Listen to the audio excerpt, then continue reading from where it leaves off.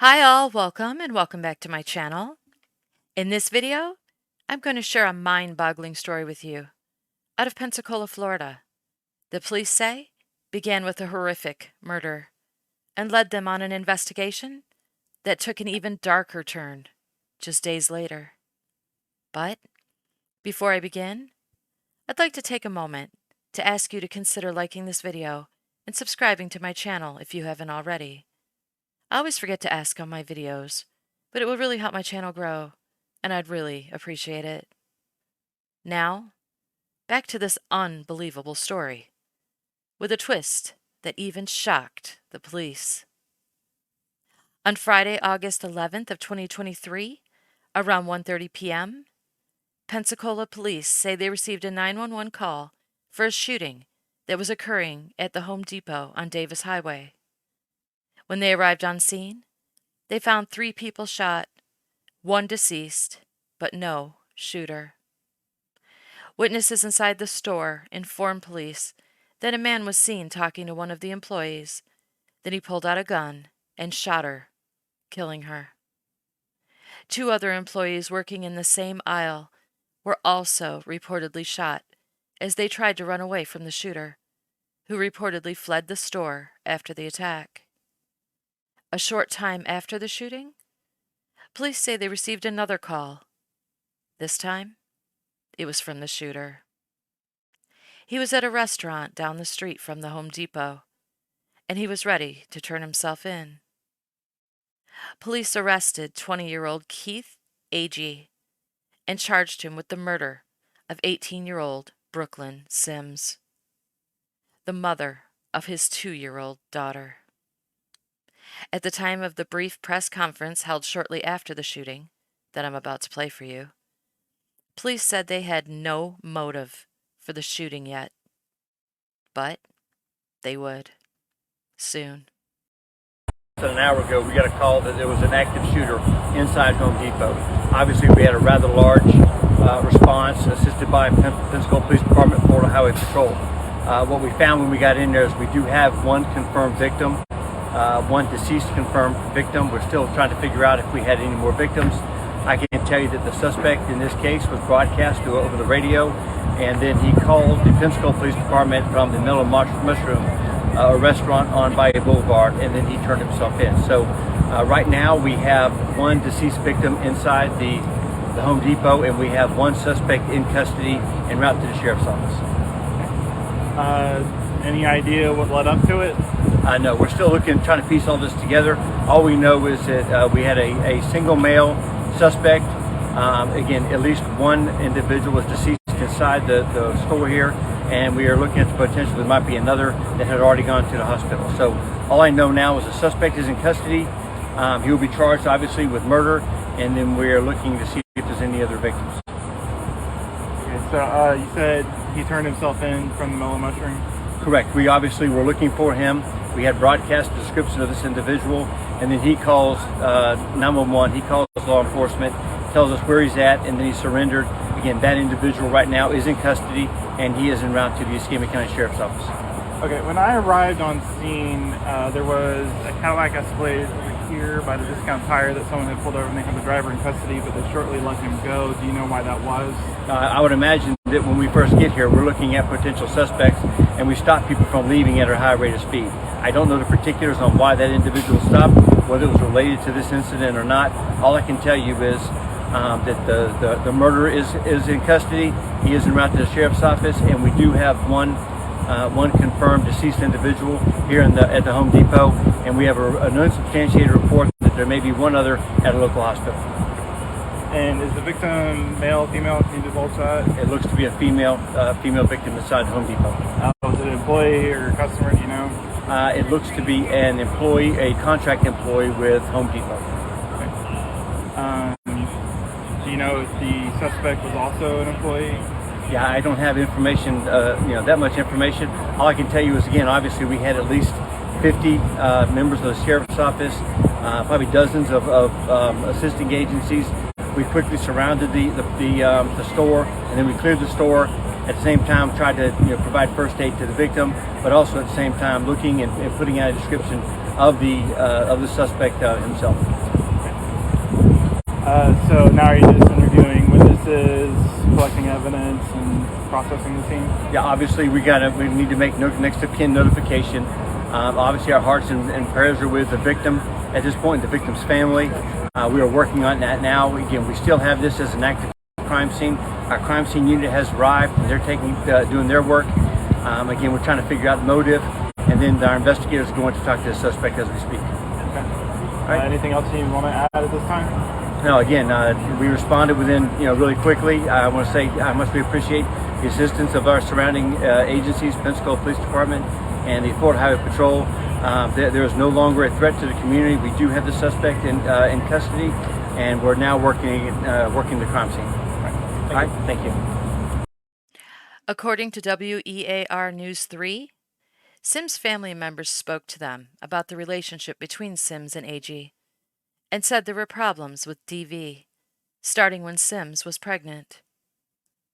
One family member said AG was so violent that he choked Sims while she was pregnant, so she left the relationship and obtained a protective order against him. Then, when their daughter was just 2 months old, AG displayed more violent behavior around Sims, so she left again. The family member went on to say that after that incident, Sims became estranged from AG, not seeing him again until he showed up at Home Depot nearly a year and a half later to end her life.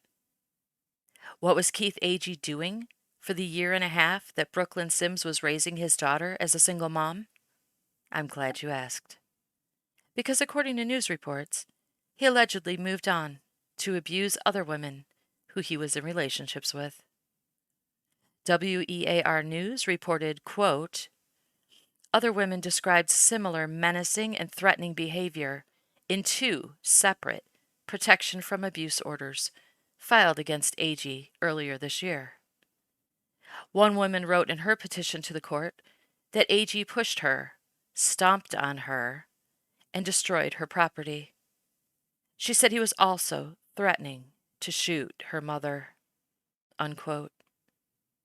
Sounds like a great guy. So, one can only imagine how relieved Sims was to be estranged from AG so she could raise her precious daughter in peace. But despite the fact that Sims was no longer in communication with her child's father, she maintained a relationship with his mother, Sheila AG. According to Sims' family, she appeared to have a good, if not close, relationship with Sheila AG. And Sheila was known to drive Sims to work at Home Depot because she worked there as well. As a matter of fact, Sheila gave Sims a ride to work on August 11th, the tragic day her son stormed into the store and gunned Sims down. And Sims' sister said she FaceTimed with both Brooklyn and Sheila together while they were on break at work, just a couple hours before her sister was killed.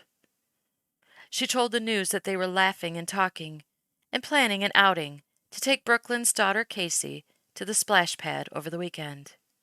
But instead of having fun at the splash pad over the weekend, little Casey attended a balloon release organized by her family to honor her mother just days later.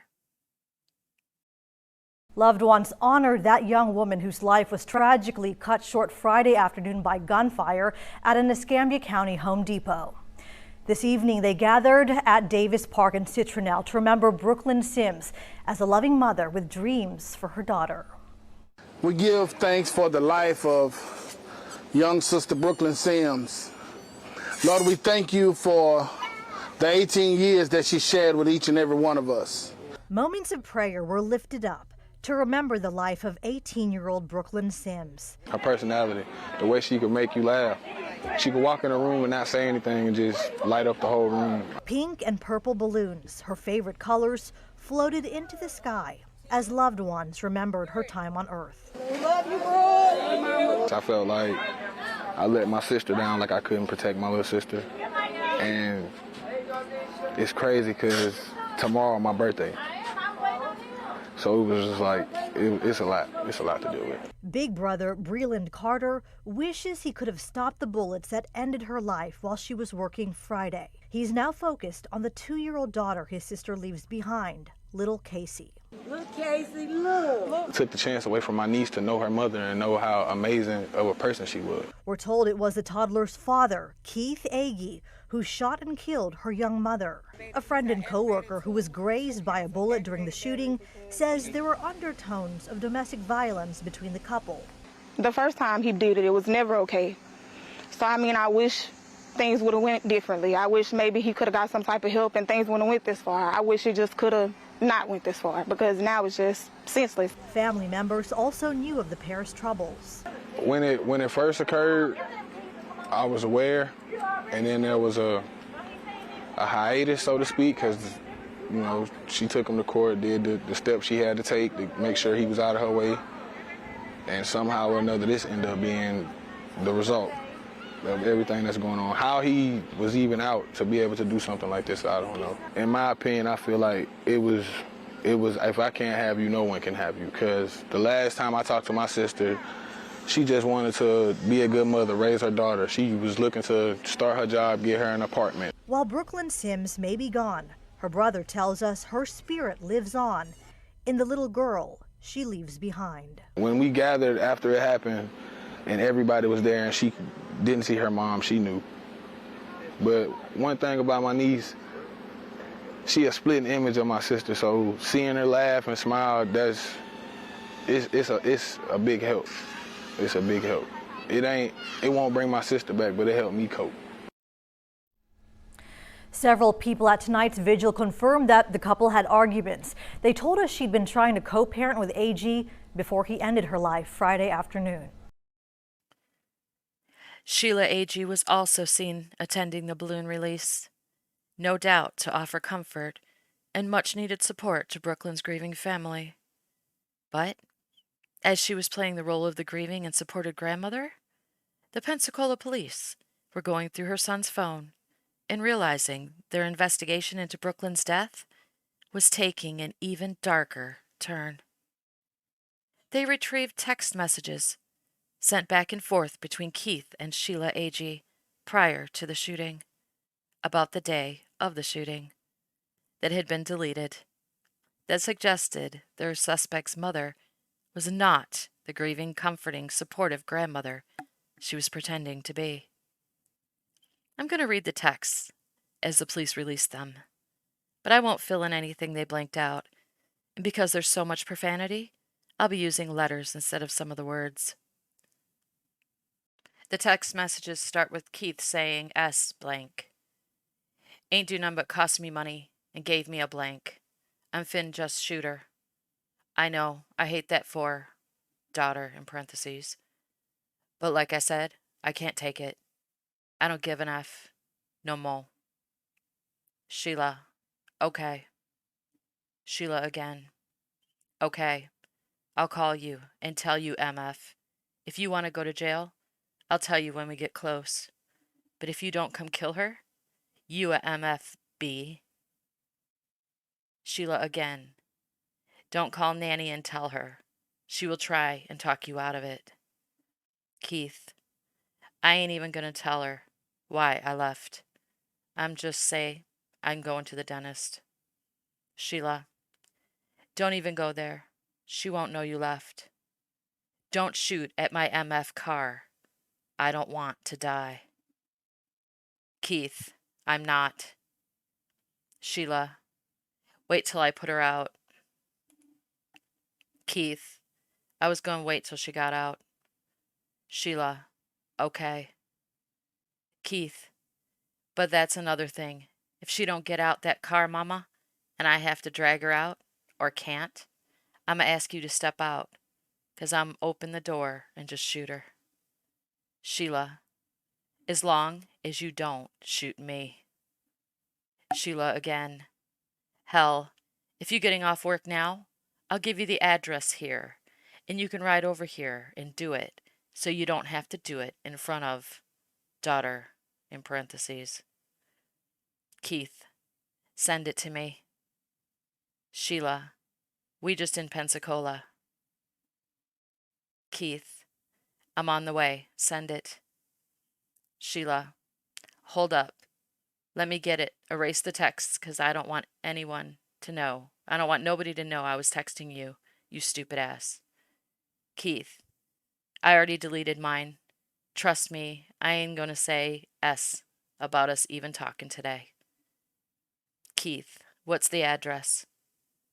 Sheila, I can't wait to get back to that store to give you the address, 'cause you gonna have to shoot me today.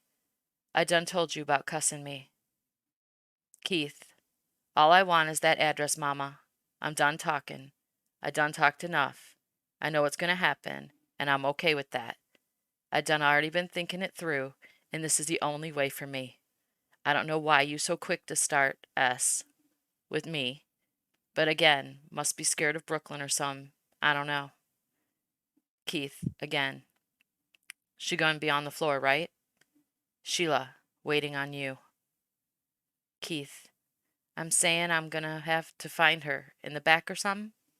Sheila, nope. Keith, okay. Keith, stay out of my way. Sheila, I am. Keith, LOL. Man, get off my phone. All I needed was that address. Leave me alone. Finish your work day. And you is too, I forgot, just me. Keith again. So that last thought of her knowing she effed, and the regret in her face will be enough to satisfy me. I don't give an F what she see when she dead. Yes, TF she do. How TF I'm pick her up when yo sorry A, trying to go gamble or hang in Jackson, and she don't pick up the phone. Nah, that ain't even gonna fly. She just died before I let that continue. Sheila. Okay, whatever. I don't care. Do what you gotta do. I don't give an F. 'Cause I'm going home today. Not to hell or to jail. Keith, good for you. Sheila. Okay then, stop texting me. I'm working. Do whatever you want to do. It don't affect me either effing way. After reading the messages in their entirety, police were able to paint the entire picture of what happened to Brooklyn Sims that tragic day. Sheila Agee, who pretended to be her friend, planned her brutal murder along with her son, drove her to the place she would be killed, and sat on a FaceTime with her and her sister, making plans for her granddaughter over the weekend that she knew damn well were never going to happen. In that Home Depot shooting that killed an 18-year-old woman on Friday. The suspect, Keith Agee's mother, is now facing charges. Sheila Agee, arrested last night in Washington County, Alabama, charged with principal to first-degree murder. The 50-year-old now in custody for extradition to Pensacola. The Escambia Sheriff's Office announcing her arrest, releasing excerpts from text messages between Sheila and Keith Agee. Investigators say the sometimes explicit messages show the pair plotted to kill 18-year-old Brooklyn Sims. Tanner Stewart learned the suspect's mother was on the scene at the time of the shooting. As friends and family gathered Monday night to remember the victim from Friday's Home Depot shooting, a familiar face caught on camera by our crews. Sheila Agee, the mother of shooting suspect Keith Agee, was seen in attendance. Not long after this, she was arrested and charged with principal to first-degree murder. I don't know that I'm aware of one that kind of took this particular type of a turn. They filled me in that, hey, we've got, there's someone else involved in this thing, and okay, that happens a lot. Rarely does it involve the mother. Rarely does it involve the mother that's actually at the scene and that actually gave a ride to the victim. Sheriff Chip Simmons telling me today that both Agee and the victim, Brooklyn Sims, rode to work together on the day of the shooting. Domestic cases like this aren't uncommon, the sheriff says. What is rare, though, is the mother-son connection.